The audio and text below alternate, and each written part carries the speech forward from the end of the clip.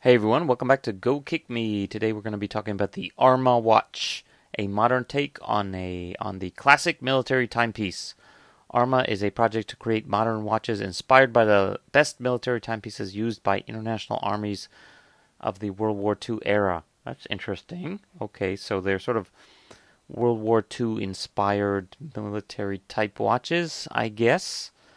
This one has 20 days to go. They've reached 58,000 and change, well over their $39,000 goal. 237 people have bought. Watch ones are always kind of easy because the price point is really high. So reaching those and they're supposed to be limited edition and stuff. So you don't need 10,000 pieces, right? Um, so these guys go for now in the $230 range. And depending on the one you buy, they have several designs. And I guess they've unlocked additional ones since they passed their stretch goals. Um, so this is the Sherman, this is the Avenger, etc., etc. They've unlocked, I guess, two of them, and they've got maybe more. I don't know. So the whole deal is, it's like, okay, World War II. What is that? I guess that's a P-38 Lightning with that, so somehow connecting the colors and the style and the inspiration. It would be cool if they actually showed like World War II era watches and then showed how maybe it's similar, but I think they're not even doing that. Like the Sherman tank, okay, I guess so. Um, and then of course they didn't have Indiglo kind of stuff there back in the day. The video is not much. It's kind of like a fashion commercial. Um, So there's not much to it. I don't know. It looks like it's shot in some quarry in Eastern Europe. Um, Back our campaign. That's pretty much it. There's no words in there. So what's the deal? What do I think?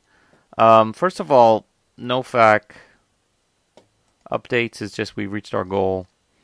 Comments, they don't answer too much. They do answer though. So the first thing I look at when I look at these things is, okay, the reality of how watches work is most of them are made in three countries, basically. Almost all timepieces are made in three countries. The actual guts of a watch, of a mechanical watch, is Japan, Switzerland, or China. And the price, you can actually tell basically based on the price where it came from. The rest is all just packaging. The wristband, the actual casing, what's in the face, etc., even the back. That's independent and usually made by completely different people than who made the mechanism. So in this case, the easiest thing to do is just do a search for Swiss, no Swiss, Japanese, Japan, nope, China. Turns out there's no China either. So which one is it? Well, if you dig through, okay, first of all, I should be on the first one. Okay, so anyway, China's not listed here either. So the question is, which one is it? Well, if you search far enough down, they actually do go into detail about the mechanism. And it's like way down here. And it's... It is a Seagull mechanism. Here we go. So they actually go in a little detail. And... Oops. Anyway, Seagull. Here it is. Seagull TY 3620 with 17 jewels. So, for those of you not familiar, Seagull, that sounds good. What's a Seagull? Tianjin Seagull, the biggest watch manufacturer in the world by volume, not by price or quality, but by volume. So I do have a little bit of background in watches, just a wee bit. And so Seagull is a big factory in Tianjin. They make tons and tons of precision watches, but they are made in China ones, which means you get the gamut from actually pretty good and very expensive to as cheap as you basically can make.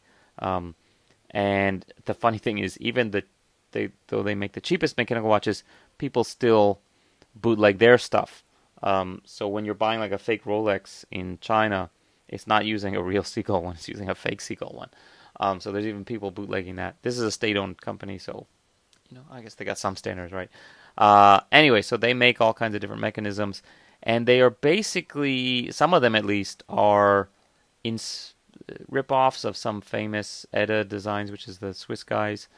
So there's all these watch forums where they talk about, okay, this one is basically similar to a Swiss 6498 design, etc. So you guys could look through all this stuff. They're basically clones. There is a guy who goes through. This is actually what you want to look at. This is basically looks like this similar. This is a 3600. They say they use a 3620, which is probably a newer version. This guy actually got some of these things. This is like a super watch, AsianWatches.com guy, and he found that there was like no lubricant on a lot of the pieces. And so he says, basically, long story short, this one will last no more than a couple of years with continuous wear. Whereas the Unitas, the ETA ones will last 50 years. And you can solve this by basically going in and having a watch guy lubricate your watch, but you might not get that, or if you don't do that, you might get a watch that breaks pretty fast. So I'll leave you guys to decide whether you like these designs or not.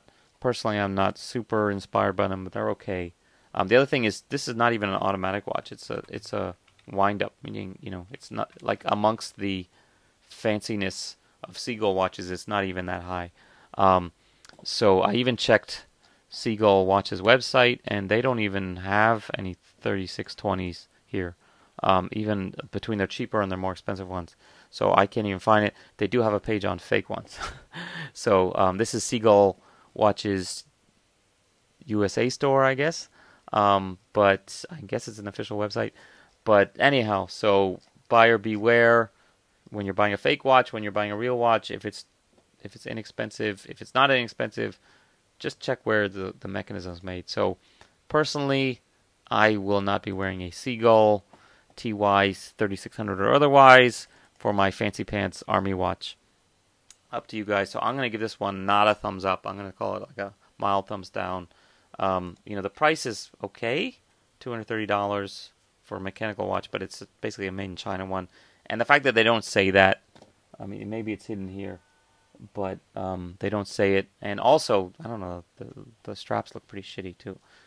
Oops, I swore again. Okay, so that's it for today. See you guys next time here on Go Kick Me. I'll see you guys soon. Bye.